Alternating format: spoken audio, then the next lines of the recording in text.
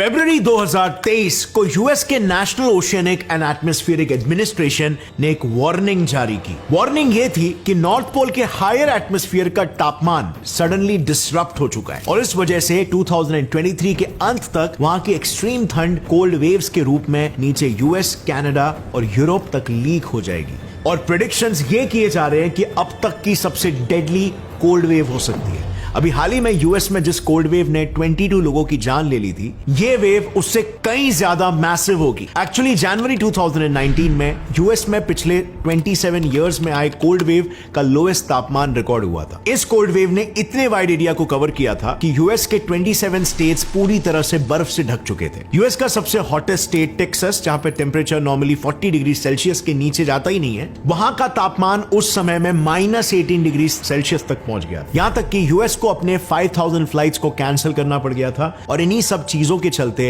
US को $950 million का नुकसान सहना पड़ा था। दिन ब दिन ठंड के कारण हालात इतने खराब होते गए कि सिर्फ 2 ही दिनों में इस ठंड ने 22 लोगों की जानें ले ली। अब ऐसा ड्रास्टिक वातावरण यूजुअली हम नॉर्थ या साउथ पोल्स पर ही देखते हैं। सो आखिर ये खतरनाक पोलर वातावरण नीचे यूएस तक आखिर कैसे लीक हुआ?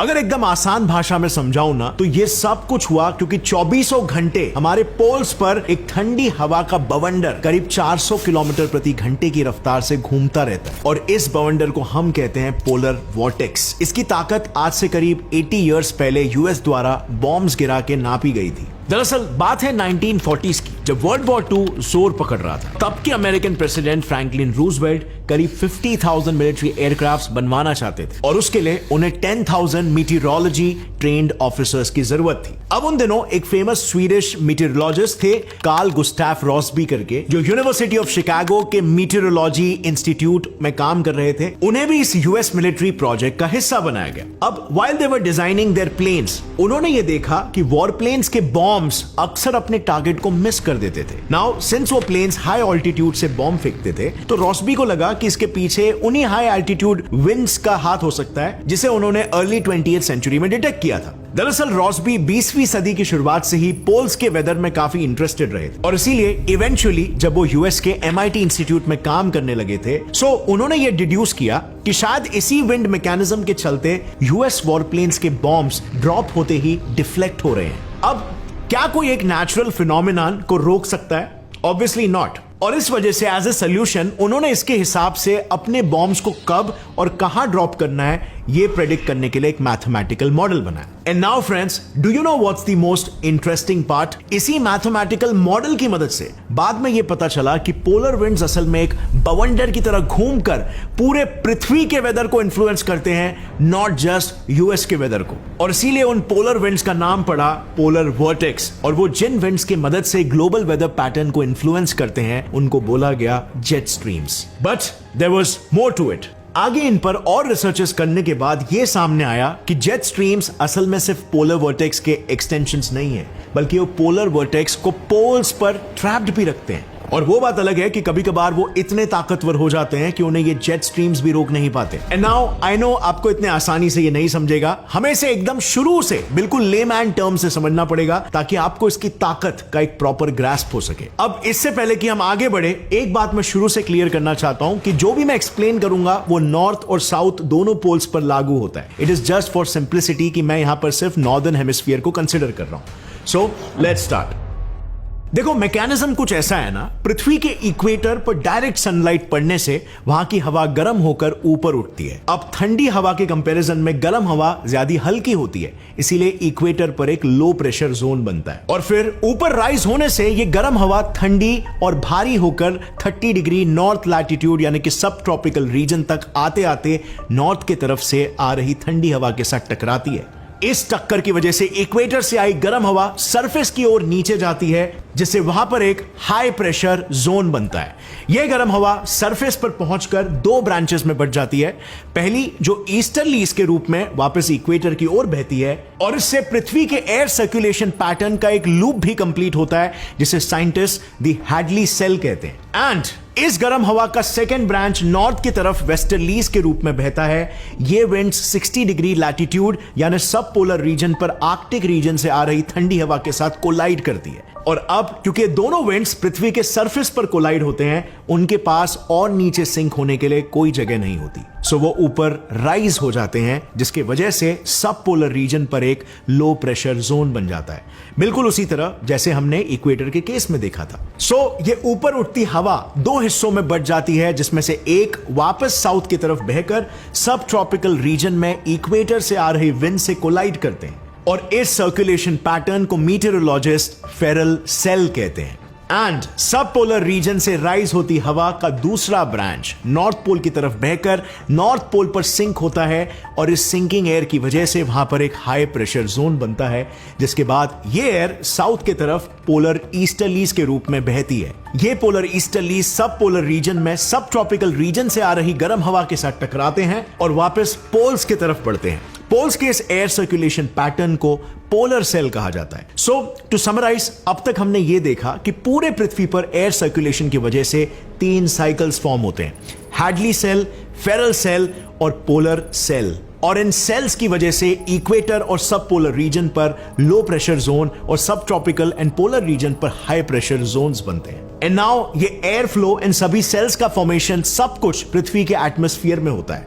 बट इसके विपरीत पोलर वर्टेक्स एटमॉस्फेयर की बाउंड्री यानी कि ट्रोपोपॉज में बनता है। अगर आपको याद होगा तो मैंने आपको बताया था कि सब पोलर रीजन पर पोल से आ रही ठंडी हवा और इक्वेटर से आ रही गर्म हवा कोलाइड होती है, और इस वजह से इस पॉइंट को पोलर फ्रंट कहते हैं। अब इसी कोलिजन की वजह से सब ट्रॉपिकल रीजन की वार्म एयर कंपैरेटिवली हल्की होने की वजह से पोलर रीजन के कोल्ड एयर के ऊपर चढ़ जाती है, और यहीं पर आता है एक ट्विस्ट। फर्स्टली, अगर गर्म हवा हमेशा ऊपर से निकल सकती है, तो जैसे कि हमने देखा वो ठंडी हवा से फिर टकरा ही क्यों रही है? और सेकेंडली, अगर ये पूरा wind flow north south direction में होता है, तो पोलर वर्टेक्स किसी बवंडर की तरह वेस्ट से ईस्ट क्यों बहता है? इसके पीछे का रीजन है हमारी पृथ्वी, एंड मोर स्पेसिफिकली उसका कोरियोलिस फोर्स। अब ये क्या होता है ना, इसे एक सिंपल से एग्जांपल से समझते हैं। इमेजिन एक स्टेशनरी मेरी गो राउंड है, जिसमें बैठकर आप बाहर खड़े अपने फ्रेंड की ओर बॉल फेंकते हो, तो बॉल एक स्ट्रेट लाइन में आपके फ्रेंड तक पहुंचेगी, राइट? लेकिन अगर यही बॉल आपने घूमते हुए मेरी गो राउंड से फेंका होता, तो वो सीधा जाने के बजाय एक कर्व्ड पैथ में ट्रैवल करती। और ये इसीलिए क्योंकि बॉल एक हाई स्पीड रीजन से एक लो स्पीड रीजन की तरफ जा रही है, एंड मोमेंटम कंजर्व करने के लिए उस पर एक फोर्स एक्ट करता है कॉल्ड द कोरियोलिस फोर्स, जो उसके पैथ को कर्व कर देता है। ऑन दी सेम लाइंस, अर्थ के रोटेशन की वजह से पोलर फ्रंट पर आ रही वार्म एयर सीधा जाने के बजाय एक कर्व्ड पैथ में घूमेगी, और जैसे कि हम जानते हैं वार्म एयर की वजह से लो प्रेशर बनता है, सो यही एयर पोल्स के ऊपर एक लो प्रेशर जोन में एक वर्टेक्स के फॉर्म में रोटेट करती है, एंड दैट्स हाउ वहां पर एक पोलर वर्टेक्स फॉर्म होता है। नाउ पोलर फ्रंट, जहां पर पोल से आ रही कोल्ड एयर और इक्वेटर से आ रही वार्म एयर कोलाइड होती है, वहां भी कोरियोलिस इफेक्ट की वजह से ये दोनों भी एयर स्ट्रीम्स एक दूसरे के ऑपोजिट डायरेक्शन में रोटेट करने लगते हैं। इससे सब पोलर रीजन के ऊपर एक एयर टनल बनता है known as polar jet stream. ये पोलर जेट स्ट्रीम किसी बैरियर यानी एक बाउंड्री की तरह पोलर वर्टेक्स को पोल्स पर ही ट्रैप करता है। अब यूजुअली ये काफी स्ट्रॉन्ग ट्रैप होता है, लेकिन कभी कभी ये बैरियर टूट जाता है या किसी रीजन की वजह से वीक हो जाता है, जिससे आर्कटिक रीजन की ठंडी हवा इस रीजन की तरफ मूव करने लगती है, और हम उन्हें कोल्ड वेव्स का नाम देते हैं। अब ऐसा क्यों होता है? तो देखो, जब आर्कटिक और इक्वेटर का टेम्परेचर डिफरेंस अपने अपने एक्सट्रीमिटी पर यानी कि काफी ज्यादा हो जाता है, तब ये पोलर जेट स्ट्रीम्स एकदम स्ट्रॉन्ग होते हैं और पोलर वर्टेक्स को अपने अंदर ट्रैप रखते हैं। लेकिन जैसे ही नॉर्थ में समर शुरू हो जाता है, आर्कटिक रीजन कुछ मात्रा में गर्म होने लगता है, जिससे आर्कटिक और इक्वेटर इन दोनों भी रीजन्स के बीच ज्यादा टेम्परेचर डिफरेंस नहीं रहता। सो इस वजह से पोलर जेट स्ट्रीम वीक हो जाती है और इस तरह के एक वेवी पैटर्न में फ्लो करने लगती है। अब यहां पर आप देख सकते हो कि यूएस और यूरोप जैसे रीजन्स जो ओरिजिनली कोल्ड रीजन्स नहीं माने जाते, वहां भी अब बर्फ गिरने लगती है। And you know what's the worst part? मैंने पहले कहा था, अगर आपको याद होगा, कि ये पोलर वर्टेक्स का लीक होना यूजुअली एक दशक में सिर्फ 2 से 3 बार होता है, पर एक लेटेस्ट रिसर्च के अनुसार इन लीकेजेस की फ्रीक्वेंसी पिछले 4 दशकों में काफी बढ़ चुकी है, और अनुमान यह है कि आगे ये और भी ज्यादा बढ़ने वाली है। सीनियर मीटेरोलॉजिस्ट और कनाडा के वेदर स्पेशलिस्ट ब्रेट एंडरसन के अनुसार ग्लोबल वार्मिंग के कारण आर्कटिक रीजन का बर्फ मेल्ट हो रहा है। इसके चलते जहां पहले बर्फ की वजह से सनलाइट रिफ्लेक्ट होती थी, वहीं अभी उसके मेल्ट होने से एब्जॉर्ब हो रही है और आर्कटिक रीजन वार्म होते चला जा रहा है। नाउ जैसे कि मैंने पहले बताया था, अगर इक्वेटोरियल और पोलर रीजन में ज्यादा टेम्परेचर डिफरेंस नहीं रहा तो पोलर जेट स्ट्रीम वीक हो जाते हैं और बस यही वजह है कि polar vertex and in turn उनसे आने वाले कोल्ड वेव्स की फ्रीक्वेंसी भी बढ़ चुकी है। और अगर ग्लोबल वार्मिंग ऐसे ही बढ़ता चला गया तो साइंटिस्टों को ये डर है कि कहीं ये एक नए मैस एक्सटिंक्शन को ना जन्म दे दे। और ऐसा इसीलिए फ्रेंड्स क्योंकि अगर आर्कटिक वार्म हो गया तो वहां का इकोसिस्टम पूरा कोलैप्स हो जाएगा, पानी का टेम्परेचर बढ़ने लगेगा और पानी में मौजूद फिशेस मरने लगेगी। अब अगर फिशेस नहीं रहे तो उन पर सर्वाइव करने वाले पेंगुइन्स और सील्स भी खत्म हो जाएंगे, जिसकी वजह से पोलर बेयर्स को खाना नहीं मिलेगा और उसी तरह खाने की कमी होने की वजह से पोलर रीजन्स में एक एक कर इंसान भी खत्म हो जाएंगे। साथ ही में आर्कटिक में पर्माफ्रॉस्ट करके परमानेंटली फ्रोजन ग्राउंड है जिसमें एक green house gas methane trapped है। ये गैस अपने अंदर हीट ट्रैप करके रखता है। सो बढ़ते टेम्परेचर के कारण पर्माफ्रॉस्ट मेल्ट होगा जिससे उसमें मौजूद मीथेन एटमॉस्फेयर में रिलीज हो जाएगा। ये मीथेन अपने प्रॉपर्टीज के वजह से हीट को ट्रैप करके ग्लोबल वार्मिंग को और भी ज्यादा बढ़ाएगा, जिससे आर्कटिक के आइस मेल्टिंग का ये साइकिल चलता रहेगा और देखते ही देखते कैस्केडिंग इफेक्ट की वजह से सारे स्पीशीज विलुप्त हो सकते हैं। नाउ अगर ऐसा हुआ तो let me also tell you ये काफी ऑकवर्ड मोमेंट होगा हम होमोसेपियंस के लिए, क्योंकि as a part of a popular theory हम होमोसेपियंस ने ही हमारे सिबलिंग स्पीशीज यानी कि नियंदरथाल्स को खत्म किया था। और अब जिस ठंडे पोलर वर्टेक्स ने आज से करीब 4 लाख साल पहले उन्हें जन्म दिया था वो ही पोटेंशियली भविष्य में हमें खत्म कर सकता है। बिल्कुल, अगर आपको नहीं पता था तो नियंदरथाल्स का जन्म पोलर वर्टेक्स की वजह से ही हुआ था। आज से करीब 2.5 मिलियन साल पहले हमारे अफ्रीकन एंसेस्टर्स होमो हाइडेलबर्गेंसिस शिकार और खाने के लिए नॉर्थवर्ड रीजन्स में माइग्रेट करने लगे थे और वहां पर एवोल्यूशन की वजह से आज से करीब 4 लाख साल पहले फरी, पेल स्किन्ड और ब्लू आंखों वाले नियंदरथाल्स इवॉल्व हुए। अब इस एवोल्यूशन को मेजरली हम सब सिर्फ एक लेंस से देखते हैं कि इस दौरान हमारी पृथ्वी ग्लेशियल यानी आइस एज वाले फेज में जा रही थी और इसीलिए उनमें ये एडेप्टेशंस आए। But there's another way to look at it. इसमें हम एक मेजर फैक्टर को इग्नोर कर रहे हैं। यूरोपियन कॉन्टिनेंट विद और विदाउट आइस एज ज्यादातर ठंडा ही रहता था, बिकॉज हर दशक में एटलीस्ट 2 से 3 बार नॉर्दर्न पोलर वर्टेक्स लीक होकर सदर्न यूरोपियन कंट्रीज के लैटिट्यूड्स तक नीचे फिसल जाते, जैसे आपने पहले जाना। अब ऐसे ठंडे रीजन्स में अगर कोई इंसानी स्पीशीज माइग्रेट होगी तो उसे अपने अंदर कुछ एडेप्टेशंस तो डेवलप करने ही होंगे और उन्हीं एडेप्टेशंस का नतीजा था नियंदरथाल स्पीशीज। इनके अंदर मेलेनिन सेक्रीशन के लिए जो जीन रिस्पॉन्सिबल होता है उस OCA2 नाम के जीन में म्यूटेशन हुआ और उनकी आंखें ब्लू और स्किन पेल हो गए, जिसके 2 फायदे थे। पहला, कम मेलेनिन वाली स्किन जो होती है वो लो सनलाइट और ठंड में भी सूरज की यूवी लाइट को एब्जॉर्ब करने में मदद करती है, जिससे शरीर तो गर्म रहता ही है